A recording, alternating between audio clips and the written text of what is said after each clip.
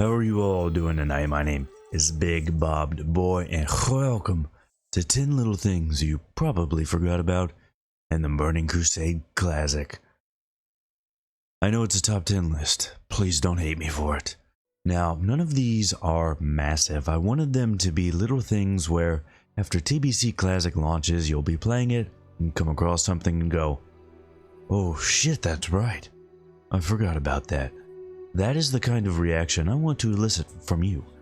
And I bet you, if you watch the whole thing, I will get you with at least one. I am 92.3% sure on that. At least one.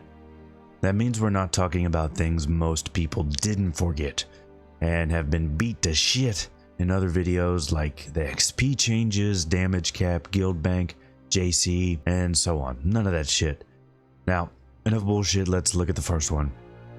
Number 1, no target dummies. That's right, TBC did not bring target dummies. You may have seen some footage with target dummies in Shattrath. That is P-server bullshit. You can probably still use the ogres in DM North, I never tried them, but the most popular way people would run DPS tests back in the day was on this guy, Dr. Boom.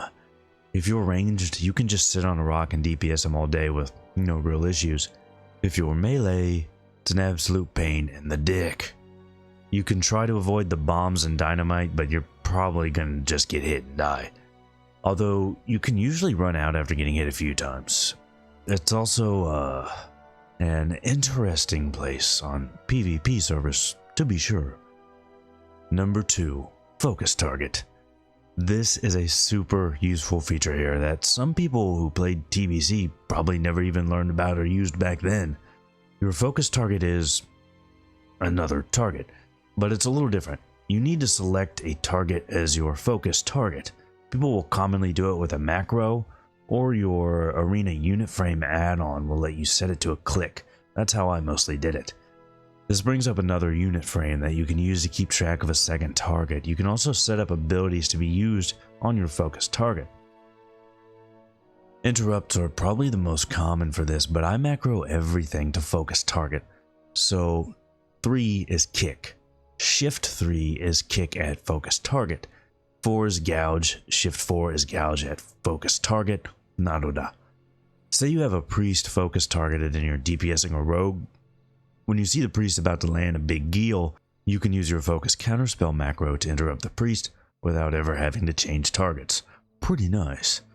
It's incredibly useful, and I'll talk more about UI and macros once we're in the beta, so be sure to stick around for that.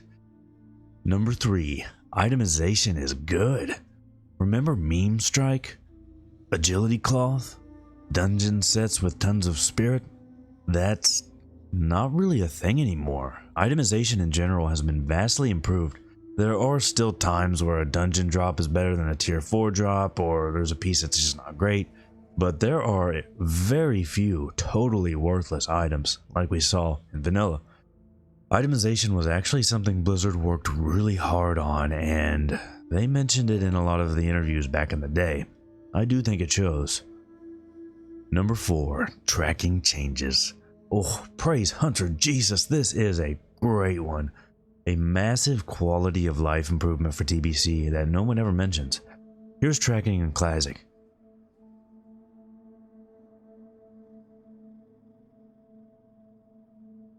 It sucks. It's just a bunch of shit in your spellbook or find minerals, herbs. In TBC, it's much improved. All of your tracking abilities are now on the icon by the minimap. The list of things you can track is fairly long for it having just been implemented. Innkeepers, flight masters, reagents, repairs, mailboxes, bankers, and most importantly, ammo. As far as I can remember, you can only have one type of tracking up at once though, so no mining and herbing farm tunes just yet. All of your class tracking skills are added here, really nice if you have a lot like Hunter, although weirdly the Hunter ones are still skills with an animation, even if you use them from the mini-map, so they will pull you out of FD. That has killed me many times. Number 5, Shattrath is weird as shit. Okay, I'm just gonna say it. Shattrath is fucked. I'm sure you've heard of the deranged leather worker yelling at the fruit vendor, you know, from that lady's cart. This is just the tip. For one, they named that orc Crow. How are you this lazy? What the? You just swapped O and C around. And right by him, there's a goddamned Muffin Man. Muffin Man. Which, apparently was a kid's nursery rhyme and a serial killer. So, it sounds very British. And then there's just a bunch of chickens just chilling, being chickens in the city. Then there's this, which I'm not even going to start on this. And of course, Paris Pilton. Ugh, Dude, who did this? Who did this? Who thought this was a good idea? You know why Paris Hilton is famous? Because of a leaked sex tape. Man, if you wanted to do a fun kind of Edoi reference like that, it could have at least been funny. Should have gone with an R. Kelly statue at the top of a waterfall or fountain. Something like that would have been better. Seriously, there's a ton of weird shit in Shatrath and TBC in general. They went way overboard with the pop culture references. I could do a video on just that alone, although it would really piss me off. Number 6, slow-mo mounts. Okay, I doubt anybody remembers these, but we used to have a lot of fun getting a bunch of people together in Shatrath and doing this.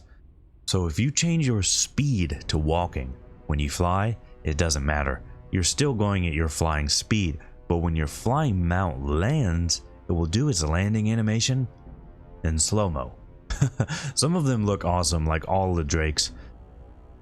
It's a fun little thing. We really enjoyed it back in the day. I did check, and this doesn't work on retail anymore. Probably why I don't play retail now. Number 7, Enchanting Bank doesn't work. Yeah, this one sucks, and it sucks hard. Most of us probably have a level 5 bank tune that holds all of our shit, but also disenchants the things that won't sell. Sadly, this gets nerfed in TBC. It now requires a certain level of enchanting to disenchant items. Scaling with the level of the item you want to disenchant, I think TBC gear caps out at requiring 300 enchanting, and lower level TBC stuff starts at like 200 or 225, something like that. Gotta level a tune just to be a disenchanter now. Shit. Number 8, PvP gloves and set effects change. This one is really interesting. So if you remember the PvP gear in Classic, all of it has effect on the gloves, and the set bonuses also have an effect. TBC gear is no different, but almost all of the effects change. I actually went through and checked all of them. It was very tedious and annoying. I'm not going to read them all out, but I will list all the changes in the description if you're curious. Classes with multiple sets would also commonly mix sets for the extra resil, like a resto druid wearing 2-piece boomkin set and 2-piece resto set. Some of the new effects are also really nice, and can have a noticeable effect in PvP or even PvE on occasion. Like the rogue's glove effect, giving deadly throw and interrupt. Yes, I had forgotten about this one, and I've taken a lot of shit for it. Hunters get to keep their multishot damage bonus on the gloves. Actually, it goes up to 5% now. Can be some pretty nice uses for this. The nice thing is, gloves are cheap, so you can get arena PvP gloves rather easy. Number 9, spell ranks move onto bars automatically. Now this one I bet you forgot. A small, but alright, quality of life change here. In Classic, when you learn a new spell, it goes into your spell book and then you can put it wherever. In TBC, it will automatically update the current rank on your spell bar into the new rank you just learned. I guess this was part of that failed effort to get people away from downranking, I don't know. But this also doesn't mean shit to you if you're a war or rogue, since all your skills just have the one rank. Alright, here it is. Number 10. The honor grind is totally different. Okay, now I know a lot of people hate the honor grind in Classic. I have been there. It completely changes in TBC. Honor is now a currency and you get battleground tokens. That's not the part we forgot. What I think a lot of people forgot was how shitty it actually was. Yeah, it was mostly an improvement over vanilla, but also a downgrade in a few ways. The nicest thing about the one in vanilla was, once you do it, you're done. That's it. You don't have to go back and do it again. You're just done. Now let's look at the TBC one and add some shit up real quick. A serious PvPer will want all of their honor off pieces except for rare cases where PvE items are better and you can forego the resil. The cape though, you can skip that shit. It's almost never good. Now, I've seen different numbers for the honor cost of these items, even when they're the current season item. Private servers, once again, muddying shit up. Thankfully, I was able to find a blog post from 2008 where someone was talking about gearing up a mage for PvP. So I think these are right, but there's a chance they may be off by a little bit, talking about current season items for all of these. Boots are 17,850 honor and 40 eye marks. Bracers are 11,794 honor and 20 Warsong Gulch marks. Belt is also 17,850 honor, this time 40 AB marks. Ring is 15,300 honor and 10 AV marks. Only one ring per season though, so usually you'll use one current ring and one from the previous season. Necklace is 15,300 honor and 10 eye marks. And oh yeah, there's a bonus change. Our trinkets finally become the good versions that remove everything on a 2-minute cooldown. And there are actually two versions of the trinket, a basic one, but I'm not sure of the cost on it. I think what happened was originally it was 16,983 honor and later reduced to 8,000. Because eventually there's an epic version with a bunch of resil on it that becomes available. And that one I'm sure was 40,000. When this one came in, I think the other one was reduced to 8,000 honor. The big balls resil one though came in pretty late in TBC. Okay, so let's add this shit up, assuming the cheaper trinket. I got 86,094 honor, 50 eye marks, 40 AB marks, 20 Warsong marks, and 10 AV marks. Damn, that is a lot. Here's some screenshots of BGs. All of these are legit ones from original TBC. But you can see the bonus honor is not much. You do get HK honor on top of it though. But even still, this is some rough shit. Here you can see I got 19,902 honor in one day. I can guarantee you that was a shitty day of 16-hour honor grinding. Shake it as much as you want, this honor grind always comes up shit. Because you also need marks. Eye of the Storm is, in my opinion, the worst BG for TBC. And you need 50 eye marks, even with an over 50% win rate. 13 wins, that's 39 marks. 11 losses, that's 11 marks. 24 games of Eye of the Storm.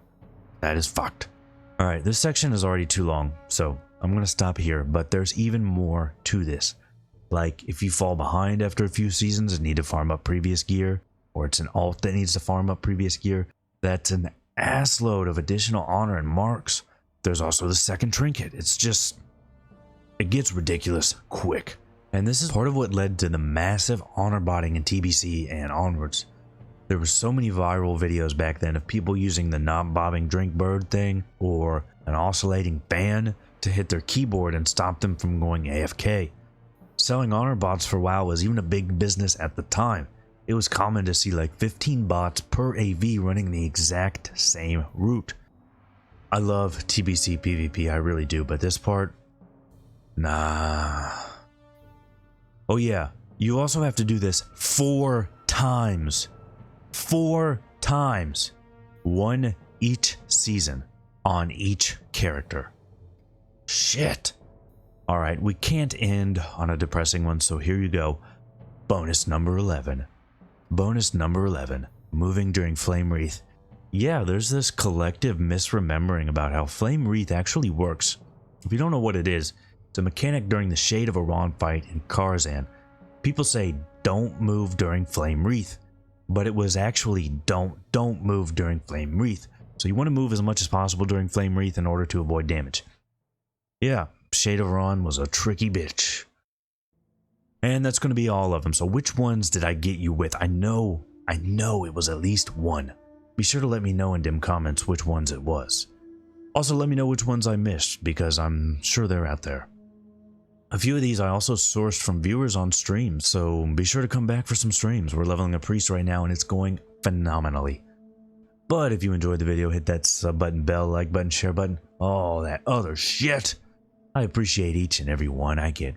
And we even have memberships now. You can check them out by clicking the join button right by the sub button. It is absolutely the best way to support the channel, and you'll get some really cool emotes. Plus, it's just way better and cheaper than a Twitch sub. I've got a lot of WoW content already on the channel and have much more coming, including streaming right here on YouTube, so definitely stick around for that. If there's any specific WoW Classic or TBC Classic content you'd like to see, be sure to let me know in them comments. And I have a lot of sinus problems again this week, so I'm sure people are going to complain about my voice. But that is going to be all for this one. I really appreciate you all watching, and I will see you all for the next one.